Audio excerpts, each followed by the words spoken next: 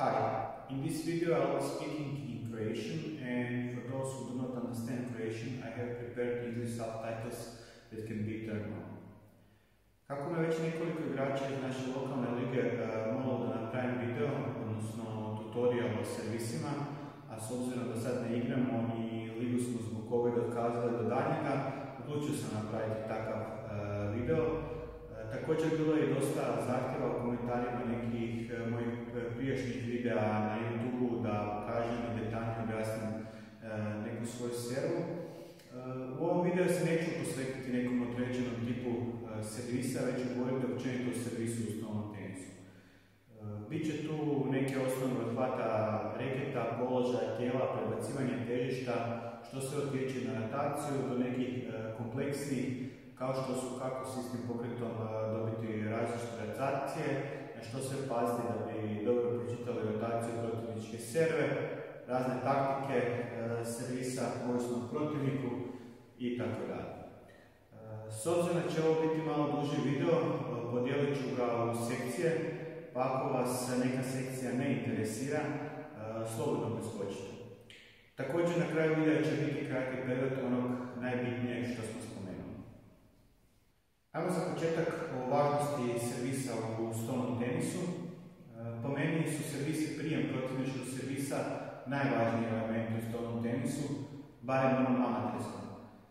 Što se tiče profesionalnog stolnog tenisa, mislim da su servisi prijem isto jako bitni, ali možda ne toliko koliko u amaterskom stolnom tenisu, iz jednostavnog razloga jer kad se od malena svaki dan trenira po nekoliko sati dnevno, svladaju se svi elementi. Naravno, neki malo bolje, neki malo slabije, ali kad jedan igrač postane profesionalac, u svim elementima stolnog tenisa je dobar, pa tako i u servisu i prijemu. Dok je kod amatera problem jer mora odvagnuti kojem elementu će posvetiti više važnosti. Jer jednostavno nema vremena svakom elementu posvetiti toliko pozornosti i dovesti ga do savršenstva, a često je upravo servis i prijem servisa kod amatera zanemareno.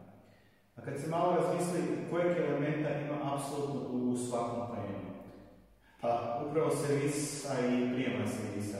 I ne samo to da su ta dva elementa apsolutno u svakom prijemu, nego od njih sve počne i gradi se cijela daljnja igra. Ako vi recimo odlučite posvetiti pažnju da dobro trenirate forehand flip ili banana flip, super za vas, ali koliko puta ćete taj forehand flip koristiti u meču? Možda nekoliko puta, možda i više. A servis je u svakom prijemu. Ali zapravo tu se ne govorimo samo nekim naprednim elementima kao što su spomenuti forehand flip i banana flip. Čak ako usporedimo s nekim najosnovnim elementima. Recimo ako protivnik tokom meča shvati da ste jako dobri na backhandu i vi ste taj backhand stvarno jako dobro uvježbali i potrošili puno vremena na to. Vašem protivniku će vjerojatno taktika biti da vas drži na forehandu, jel' tako? Dok kod servisa jednostavno nema tu opciju. Ako ste vi jako dobri u servisu, učite svoj servis odraditi točno kako vi hoćete i protivnik ne može utjecati na to. Ali kao što smo rekli, može utjecati da vam sve loptice u razmjeni šalje na duboki forehand, a vi čekate da pokažete kako dobar backhand spin ima. Tako da, ako se malo više pažnje posveti kvaliteti servisa i prijemu, može se jako brzo napredovati, jer kao što smo rekli, to su jedna od dva elementa koja su prisutna u apsolutno svakom prijemu. S tim da tu ne mislim da vi morate sa svojim servisom napraviti direktni poen. Vi sa svojim servisom možete odrediti daljnji tijek poena i pripremiti se za treću ili čak i petu lopticu onako kako vama odgovara. Ali doći ćemo do toga nešto kasnije. Ajmo sad dalje. Ono što prvo kod servisa treba pripaziti, a to je da servirate pravilno i prema propisima, bez obzira da je to bilo na treningu ili na turniru. Većinu igrača jako nervira kad protivnik ne servira prema pravilima, čak i na trening meču, pa sam više nadam da imao priliku svjedočiti da neki igrači izbjegavaju igrati na treningu s onima koji ilegalno serviraju. Da treba pripaziti na to. Ja ću samo na brzinu navesti ono najosnovnija pravila, da ne točim vrijeme na to jer većina vas to sve zna. Servira se iz otvorenog dlana zbog toga da se prilikom bacanja loptice ne kvira rotacija. Loptica mora biti bačena vertikalno i minimalno 16 cm u zraku od dlana. Nema serviranja iz ruke i bacanje loptice na reket, znači ovo je ilegalna serva.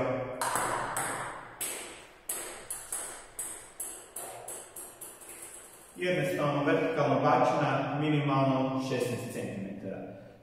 Iako pogoda mora biti bačena vertikalno, većina sudaca ne bude sankcionirala ako je bacite malo više prema sebi ili od sebe. Naravno, ali to ne treba pretjerivati, a i sudac ima pravo ako vam kaže da to neispravna serva. Iskreno, ja isto kad serviram reverse pendulum servu, bacim lopticu malo prema sebi, ali mi tako više odgovara zbog te serve. Treće pravilo, loptica cijelo vrijeme mora biti iznad stola i iza ove linije na stolu.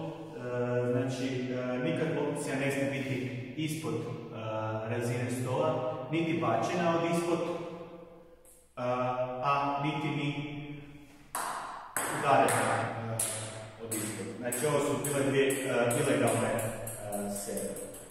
Četvrto, kontakt loptice s reketom uvijek mora biti vidljiv protivniku i ne smijemo sakriti sa jednom dijelom tijela, rukom, laktom lopticu.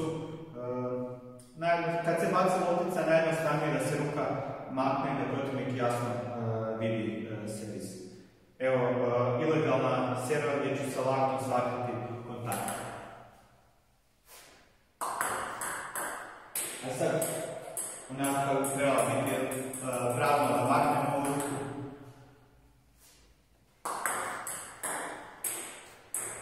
Evo, to su ona najosnovnija pravila koja treba popaziti kod servisa. Ajmo dalje. Kako držati reket kod servisa? Ja ću govoriti samo o shake hand, ne i o pendulum načinu. Ali kod shake hand postoje različiti načini gdje zapravo visi o vrsti servisa. Normalni shake hand grip za forehand i backhand udarce je ovaj, s tim da naravno može malo varirati ovisno igrača. Moj grip je ovisan i udarcu, ako je forehand onda je palac dosta nisko na gumi, ako je backhand onda malo podignem palac. Ali to visi o igraču i kako mu bolje odgovara. No upravo s ovim načinom držanja rekata se izvode neke serve, kao što su recimo tomahawk serva,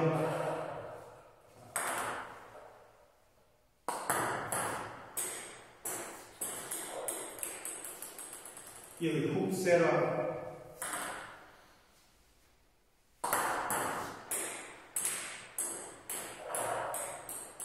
ili backhand serva.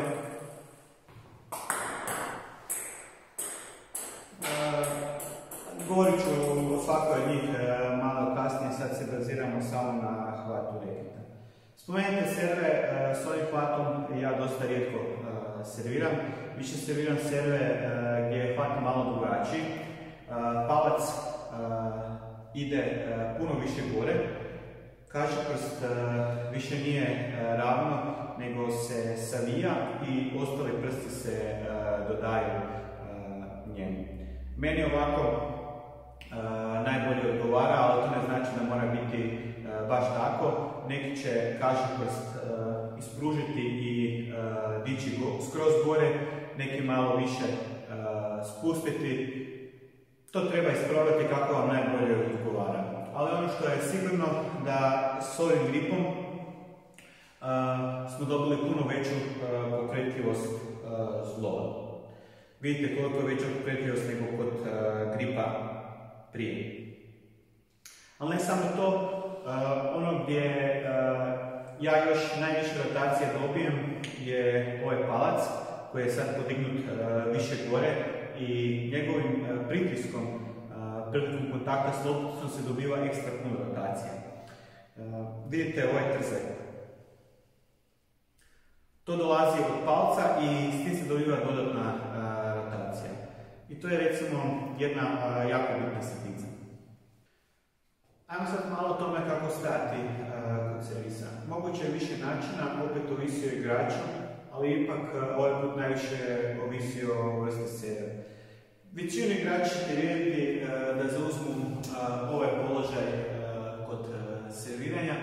Lijeva noga je naprijed, desna iza. Iz ovog položaja možete servirati više servi, ovisno o servi. Kod neke serve je potrebno više koristiti hukove, a kod neke prebacivanje težište s lijeve na desnu nogu. Tako je recimo kod hook serve potrebno više koristiti hukove i nema nekog velikog zamaha s rukom, niti pokreta u laktu i zglobu, nego kao da ćete nekoga ispred sebe udariti šakom. Rotacija hukovima je tu jako bitna. Dok je recimo kod pendulum serve potrebno više koristiti zglob, lakat, te prebacivanje težište s lijeve na desnu, pa ponovno na lijevu jako bitno. Također, nakon odrađene serve se potrebno vratiti u početni položaj kako bi bili spremni za treću lopticu. To ćete iz ovog položaja napraviti tako da ćete s desnom nogom zakoračiti, lijeva slijedi i onda sam mali doskok za stabilizaciju. Ajmo ponovo, ali ovaj put malo usporeno.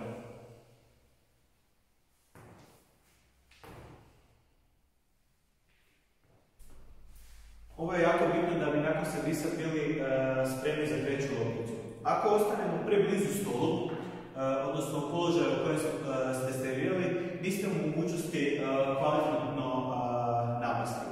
A ako vam treba više od 2 koraka, onda ste prespori, loptica je već došla. Tako da trebate bazirati da uvijek idete s jednim većim zakorakom i malim doskokom. Sve više od toga je previše i predugo traje. Ako ste spori na nogama, onda probajte više koristiti recimo backhand servu, gdje možete stati prilikom serviranja na mjesto gdje hoćete biti nakon servisa. Evo recimo ovdje. I jedino što je potrebno nakon servisa, mali doskok da dođemo u početni položaj. Idemo sad još malo dalje što se tiče položaja nakon servisa. Ako u ovom trenutku zanemarimo rotaciju servisa, o tome ćemo kasnije, ako uzmemo ovdje samo poziciju gdje serviramo.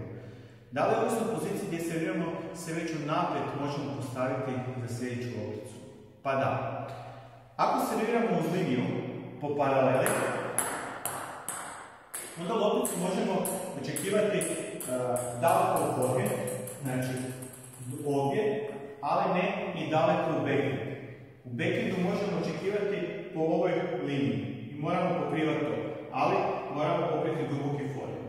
Ako serviram po dijagonali, onda lopticu mogu očekivati u daleki backhand i to moram pokriti, dok loptica neće doći u daleki forehand, već moram pokriti do ove linije. Možda najlakše da uzmem 2 štapa, odnosno u ovom slučaju skupljače loptica i objasnim čemu se radi. Znači, ako serviram po paraleli, povrat servisa mogu očekivati u ovom trokutu. Evo. Sad ja moram s ovom nogom desnom zakoračiti puno više i složiti se ovdje i tu čekati povrat. Zbog čega? Jer tu pokrivam, znači, paralelu na backhandu, a duboki forehand sa jednim pokretom pokrivam i forehand. Dok, ako serviram po dijagonali,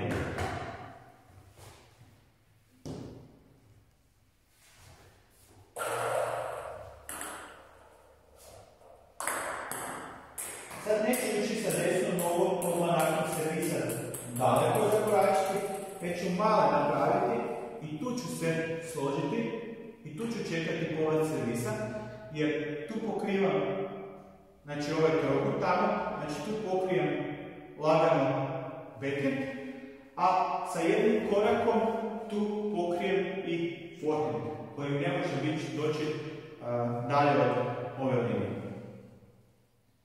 Evo, nadam se da vam je ovo jasno s ovim trokutom mrežicama. Prema tome, kad odlučite gdje ćete servirati, već ste smanjili protivniku kutove, gdje može odigrati i vi ste u prednosti jer se možete nakon servisa pripremiti za sljedeći udarac. A tu još nismo ni uključili rotaciju servisa, već samo poziciju na stolu gdje ste uputili servis. Pa ajmo uključiti rotaciju na naš servis. Da bi mogli kvalitetno vratiti nečiji servis, prvo ga morate znati i pročitati, odnosno odrediti koja je rotacija na servi, da bi nakon toga mogli odlučiti koji udarac izvesti i kako i gdje vratiti servu. Uvijek je lakše pročitati nečiju seriju ako i sami servirate sličnu seriju. Ali čak i ako nemate vremena za vježbati kvalitetno odraditi neku seriju, ne servirate sami, bitno da onda barem znate kako se izvodi i koje su varijacije.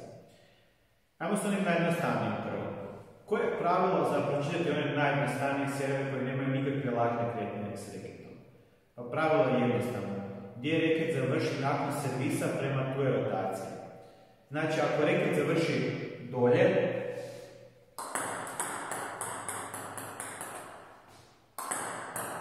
to znači da je backspin na seriji, odnosno da je rezana i da bi ju vratili potrebno je više otvoriti reket da bi išao preko.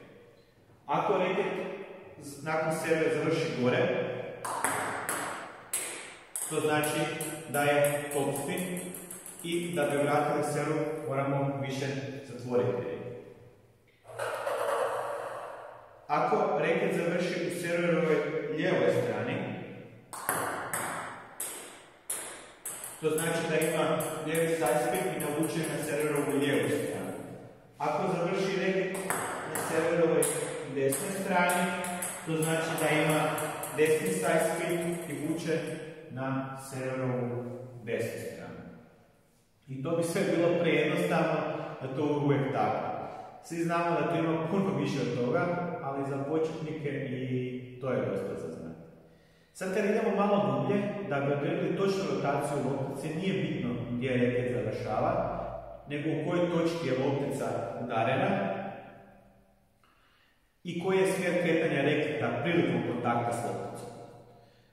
Da bi to vidjeli, trebate uvijek biti dobro koncentrirani kad protivnik servira. Ako je loptica udarena s gornje strane i reket ide prema naprijed, to je topspin. Ako je udarena s donje strane i ide prema naprijed, to je backspin. Ako s desne strane, onda je desni sidespin i s lijeve strane lijevi sidespin. Tu može biti naravno i kombinacija. Ako je udarena s donje strane, ali malo sa strane, onda će biti backspin sa sidespinom. Isto tako, ako je udarena s donje strane, a reket povučete u jednu stranu, opet će biti backspin sa sidespinom. Znači, zbog toga je osim smjera kretanja reketa, potrebno je gledati i kut reketa prilikom dodira s lopticom. Što znači da sad imamo dvije stvari koje nam ovise rotacije. Prva je smjer kretanja reketa, a druga je kut reketa. Sad idemo na malo kompleksnije stvari. Lažna kretanja reketa s kojim se zamaskira pravi kut ili smjer kretanja reketa prilikom udarca. Lažna kretanja mogu biti prije kontakta reketa s lopticom i nakon kontakta. Pa ajmo vidjeti o čemu se radi, ali prvo da utvrdimo razliku između ove dvije serije. Ako udarimo lopticu na dnu na ovaj način, to je jasno backspin server, i tako. Ali ako je udarimo opet na dnu, ali reket ide u kontrasmjeru, više nije backspin, nego je topspin server. Znači, kontakt reketa i loptice je na istom mjestu, ali je različiti smjer kretanja reketa i to nam daje dvije različite rotacije. S obzirom da je kontakt na istom mjestu, već samo s tim možete zbuniti protivnika. Ali ako tu još dodate lažno kretanje reketom, onda je protivnik još manje siguran da li je serva backspin ili topspin. Ovo je, smo rekli, backspin serva.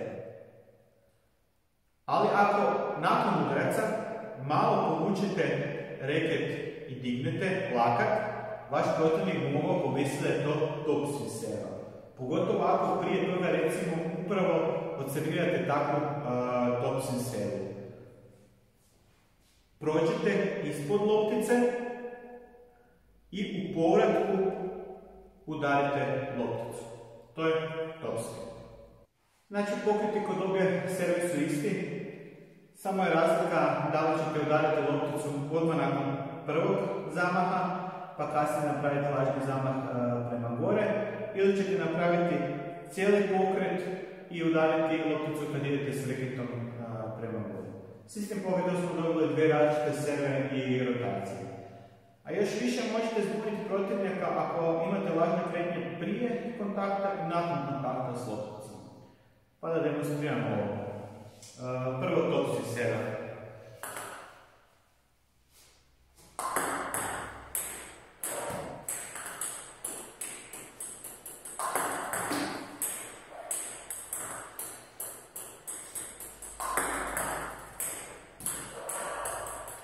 Znači, prošli smo ispod loptice i udarili u povratku prema gore.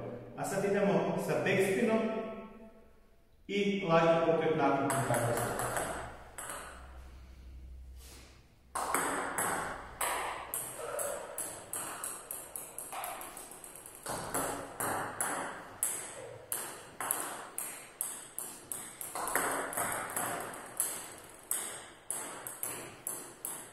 Tu postoji jako puno varijanta.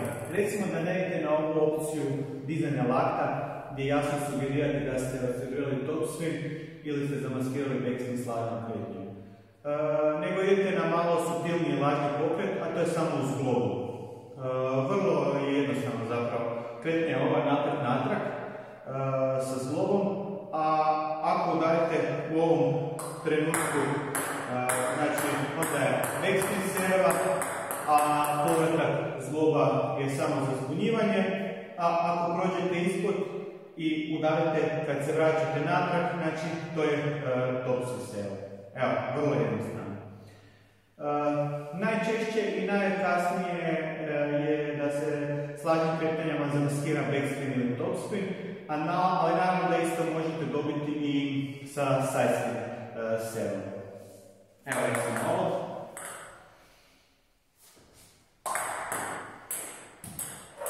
Znači, ovdje smo udarali lopticu u ovom trenutku kad je ona već napustila reket i imala je lijevi sidespin, a ovaj pokret nakon kontakta s lopticom je samo bio kako bi zbunio protivnika i mislio da je kontra sidespin. Nastavimo dalje s tim, samo druga vrsta serva, backhand serva i opet je isti pokret, ali dvije različite rotacije. Tu neće biti lažnih pokreta, već ćemo samo lopticu udariti u različitim trenucima, što će nam dati dvije različite rotacije. Pokret za backhand servu je ovo. Ako bacimo lopticu i udarimo ju u ovom trenutku, to će biti backspin serva, ali znači, ako nas pustimo lopticu da padne dalje, i sa istim pokretom udarimo je u ovom trenutku, to će biti topspin serva. Vrlo jednostavno i lako za maskiranje. Evo dvije backspin serve.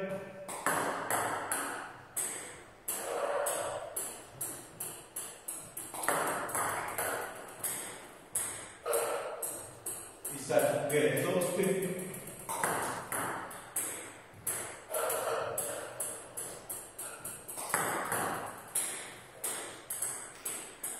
Do sad smo naučili da nam od dvije stvari ovisi rotacija. Prva je smjer kretanja reketa, a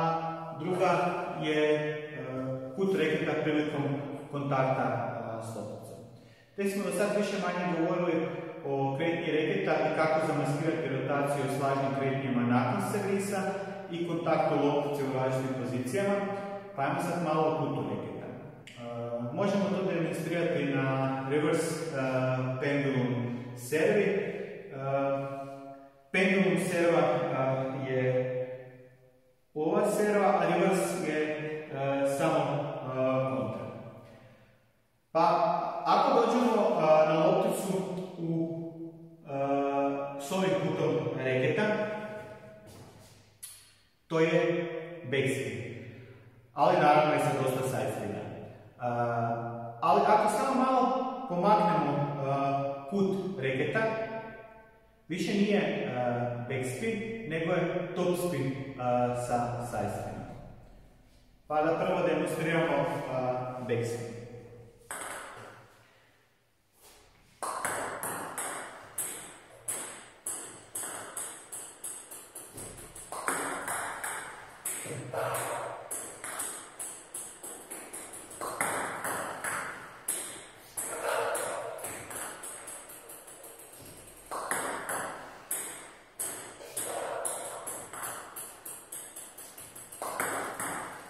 Dobro. A sad topspin.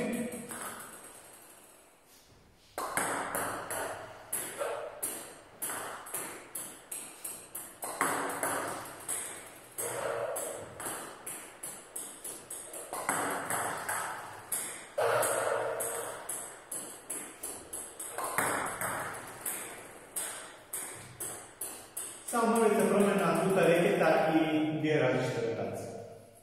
Do sad smo naučili da bi dobro pročitali servu moramo porozno pratiti prvo smjer kretanja reketa, drugo kut reketa kod kontakta s lopticom, treće pratiti lažne kretnje da nas ne zavaraju i četvrto u kojem trenutku je loptica udarena, jer s istom kretnjama u različitim trenutcima udarnice se dobivaju različite rotacije. Što mislite da li još nešto osim ove 4 stvari morate pratiti da bi odredili rotaciju? Da li je možda bitno s kojim dijelom reketa je udarena loptica? Naravno je bitno. Opet ovisi o vrsti serve, ali evo demonstrirat ću na najosnovnijoj pendulum servi. Velika je razlika ako kod ove serve kontakt bude na vrhu reketa ili na dnu reketa. Zbog čega? Ako smo rekli da je ovo hvat za pendulum servu i ovo je pokret uz globu, pa sad pratite koja je razlika u te dvije točke na reketu. Vidite koliko se više ova gornja točka više kreće. A ova točka na dnu ima jako mali luk kretanja. Stoga je jasno da s istim pokretom, ali različitim točkama kontakta na reketu možemo dobiti različite rotacije. Ako je kontakt pri vrhu, kreirat će se jaki backspin. Ako je kontakt pri dnu, bit će lagani backspin više prema flah, odnosno bez rotacije. Sad kad to znate, znači imamo 5 stvari koje treba pripaziti da bi dobro pročitali rotaciju. Prva je smjer kretanja reketa. Druga je kut kontakta s lopticom. Treća, morate pratiti lažne kretnje da nas ne zavaraju. Četvrta, u kojem trenutku je loptica udarena. I peta, znači s kojim dijelom reketa je udarena. Za kraj još malo taktike serviranja. Prije nego uopće počnemo pričati o bilo kojem obliku taktike u stolnom tenisu, trebali bi razmisliti ako do sad niste, s obzirom na vaš stil igre u čemu ste bolji, a u čemu slabiji. Jer da bi uopće gradili bilo kakvu taktiku, to je ono prvo od čega polazimo. Kad govorimo o taktici kod servisa, kao što smo već prije rekli, nije cilj sa svakom servom dobiti izravni poeni, već da si sa servom pripremite dalje tijek poena kako vama odgovara, odnosno ako to manje odgovara protivniku. Ako ste napadač, onda ćete pokušati graditi taktiku da nakon sebe vi prvi možete kvalitetno napasti. Ako ste obrambeni igrač, to vam vjerojatno neće biti opcija, već ćete tražiti da vaš protivnik napadne i čekati njegovu pogrešku. Do sad u ovom videu uopće nisam govorio o dužini servisa, namjerno sam to stavio za taktiku, pa postoje kratke serve, poluduge i duge serve. Kratke serve su one koje će skočiti 2 ili više puta na protivničkoj polovici i vidjet ćete da profesionalci većinom u 90% slučajeva serviraju kratke serve. Zašto su kratke serve toliko efikasne? Jer sprečavaju da vas protivnik prvi napadne i da kvalitetno vrati kratku servu. Protivnik mora biti tehnički dosta dobar i imati osjećaja. Također mora i dobro pročitati vašu servu. Pa ajmo servirati par kratkih servi.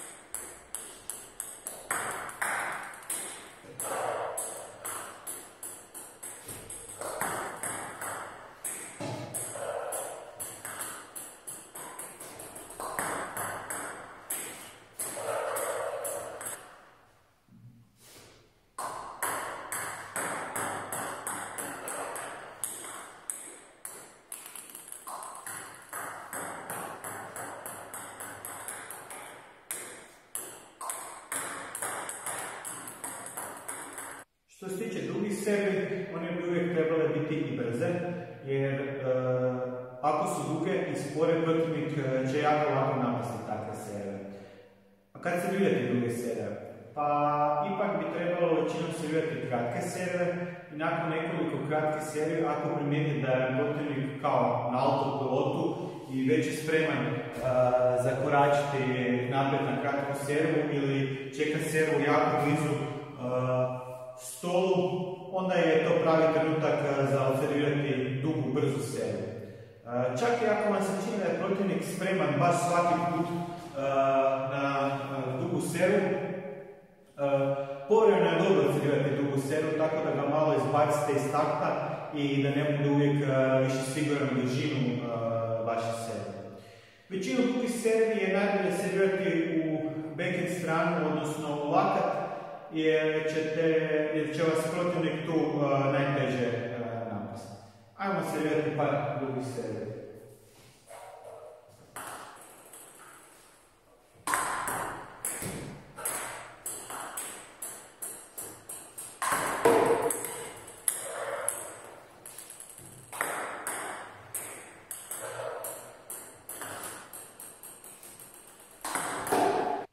Kako su to poluduge serve?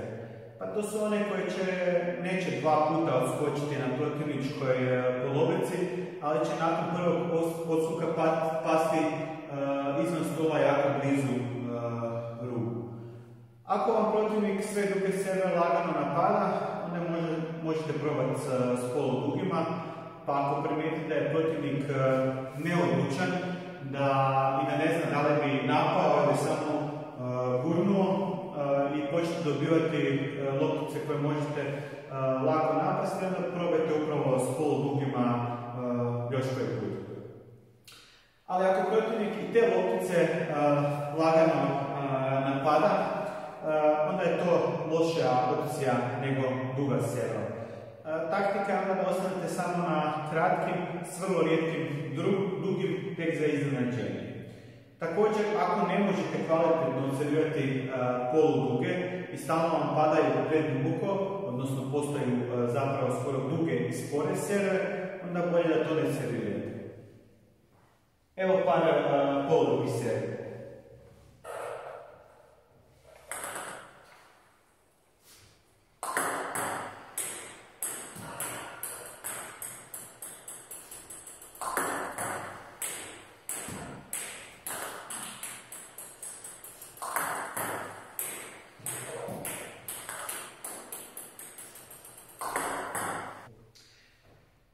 Sve o čemu smo do sad govorili kad igrate protiv napadača, a vama je cilj da i vi prvi napadnete i nametnete svoju igru.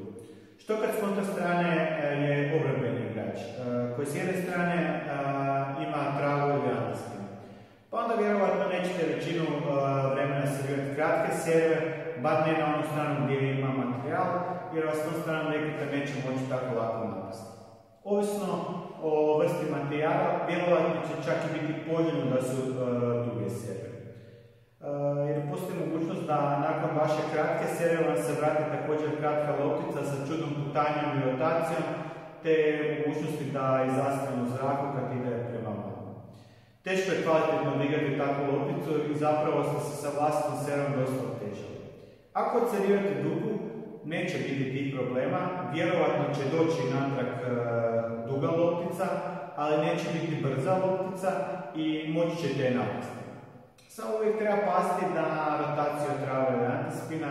Koliko puno spina imala vaša serva, toliko vam će vam se spina i vratiti. Ako je vaša serva bila top spin, toliko će vam se back spina vratiti. Ako je vaša serva bila back spin, vratit će vam se top spin. Sad smo govorili o duljini servisa, ali ne toliko o poziciji. Nemojte zaboraviti da smo već prije govorili o tome da ovisno o poziciji gdje serviramo, da se smanjujemo kutove pod koji nam može loptica biti vraćena i da se možemo pripremiti za sljedeći udarac. Ako serviramo niz liniju, protivnik može razvući na forehand stranu, ali ne i na backhand, te nema potrebe da pokrivamo dalje od ove linije, dok ako serviramo po dijagonali, onda vam može razvući na backhand, ali ne i na forehand, odnosno ne dalje od ove linije. Tako da smo do sad govorili o poziciji koju smo prilagođavali sebi, ali ne poziciji koju prilagođavamo protivniku. Ako idete protiv protivnika kojega ne poznajete i nikad niste igrali protiv njega, onda bi bilo dobro, ako je moguće, da prije međusobnog meča pogledate neki njegov meč. Ako ste na turniru i igra se po grupama, možete pogledati susret s drugim protivnikom iz iste grupe, ili ako igrate momčarski meč, može taj isti igrač igra s nekim vašim suigračem turniru. U svakom slučaju, ako imate mogućnosti, pogledajte svog protivnika u nekom drugom meču i obratite pozornost kako reagira na koju servu, te isto tako kako on servira, da bi se što bolje već prije meča pripremili. Ako niste nikad igrali s protivnikom i niste imali mogućnosti pogledati neki njegov meč, onda u prvom setu isprobajte malo kako stoji s kratkom vezano na forehand, backhand, sredinu, pa neka malo duža serva, pa varijacije, malo spina ubacite, flah servu. Tek toliko da vidite kako vama koju servu vraća. Ako recimo shvatite da kratko rezano na forehand uvijek gura u vaš forehand, a to vama jako odgovara jer onda možete lako napasti sa forehandom, nemojte ga cijelo vrijeme forsirati, jednu te istu servu na istu poziciju s istom rotacijom. Probajte jednu pendulum servu, jednu reverse pendulum, pa jednu backhand servu, pa onda malo promijenite rotaciju, nek bude jedna top spin, pa promijenite poziciju, pa se onda lako opet vratite na kratku backspin servu na forehand. Tako da se ne može prilagoditi. Isto tako probajte i tokom meča varirati pozicije. Ako recimo servirate backspin pendulum servu ovdje na forehand i protivnik vam pogodi nemogući flip koji niste uspjeli vratiti. To ne znači da sad u cijelom meču ne budete tu istu servu odservirali na tu poziciju. Razmislite da li je bila dosta niska ili ona je malo pobjegla u zrak. Da li je imala puno backspina ili manje. Pa čak ako je sve bilo najbolje što vi možete, možda je slučajno jedna ušla, a ostalih 5 pokušaja mu neće uspjeti. Ili samo 10 do 20 cm istu servu pomaknute, recimo znači više prema sredini, možda ste baš pogodili točku koja mu je idealna za forehand flip, ali ako servirate više prema sredini, tu možda više neće se tako dobro složiti s nogama ili će biti neodlučan da li forehand ili backhand. I vratit će se servu slabije. Ono što hoću reći da ako vam protivnik jako uđe na neku servu i pogodi, nemojte da vas to obeshrabri i da više tu servu ne servirate tokom meča. Razmislite da li je serva bila dobro odrađena s vaše strane i da li možda možete dodati neku varijaciju i probajte ponovno. Tu kod taktike bi se moglo još satima pričati jer ima jako puno kombinacija, ali mislim da sam već dosadan, pa možda nekom drugom prilikom. Za kraj, još samo u najkraćim točkama da ponovimo ključne elemente koje smo prošli u ovom videu. Na početku smo pričali o važnosti servisa i prijemu servisa, te zbog čega bi trebalo upravo tim elementima posvetiti malo više pažnje. Nakon toga smo ukratko dotaknuli kako pravilno servirati, te da postoje različiti načini hvata reketa, ovisno o vrsti servisa. Kod ovog hvata smo spomenuli da s palcem i ovim trzajem možemo dobiti ekstra rotaciju.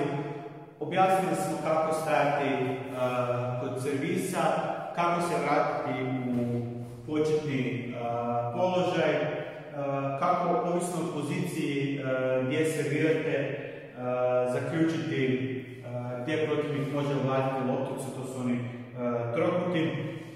Također smo napomenuli da ako smo prespori na nogama, da bi se vratili u početnu poziciju, da se složimo odmah, pa recimo serviramo backhand servu pa imamo samo mali doskok.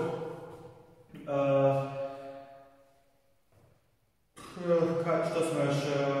Nakon toga smo probali objasniti na što sve treba pasti da dobro pročitati protivničku servu. Znači, prvo je bilo smjer kretanja reketa, treba gledati kut reketa kod kontakta s lopticom, pratiti lažne kretnje da nas ne zavaraju. Četvrto, u kojem trenutku je loptica udarena i pet, s kojim dijelom reketa je udarena. I zadnje smo govorili o taktici. Ono što nigdje nisam spomenuo do sad, a sad sam se sjetio da je bilo dobro da spomenuti, evo ovo je stvarno zadnje i gotov sam. Servis probajte držati što niže, da ide što niže uz mrežicu. To ćete dobiti tako što ćete nakon što bacite lopticu probati udariti što niže. Znači, probajte eventualno u visini mrežice idealno. Ako je udarite visoko, loptica će imati visoki odskok i naravno da će na protivničkoj strani više odskočiti. I on će vas lakše napasti. Ako je niže udarite, imat će i manji odskok i manje će odskočiti i kod protivnika. Isprobajte za svaku servu koja je najniža točka u kojoj možete oservirati određenu servu. Krenite prvo od višega, pa do koje najniže točke ide. Neće sigurno biti isto za sve vrste servisa, tako da treba isprobati. Evo, konačno sam gotov. Nadam se da nisam bio previše dosadan i da ste uspjeli nešto naučiti. Samo za one koji ne znaju, ja nisam licencirani teniski trener. Imam teniske licencije iz jednog drugog sporta, nogometa. Zato valjda i svakom sportu pristupam malo sistematičnije i gledam to iz nekih drugih kutova. Ali ono što sam zapravo htio reći, da ovo sve što ste sad čuli sam naučio iz igranja stolnog tenisa i promatranja, te su to sve neki moji zaključci. Može biti da je nešto krivo, pa ako imate svog trenera i veli vam nešto kontra od onoga što sam ja tu rekao, svakako ga poslušajte. Postoji mogućnost da zna bolje od mene. Pozdrav!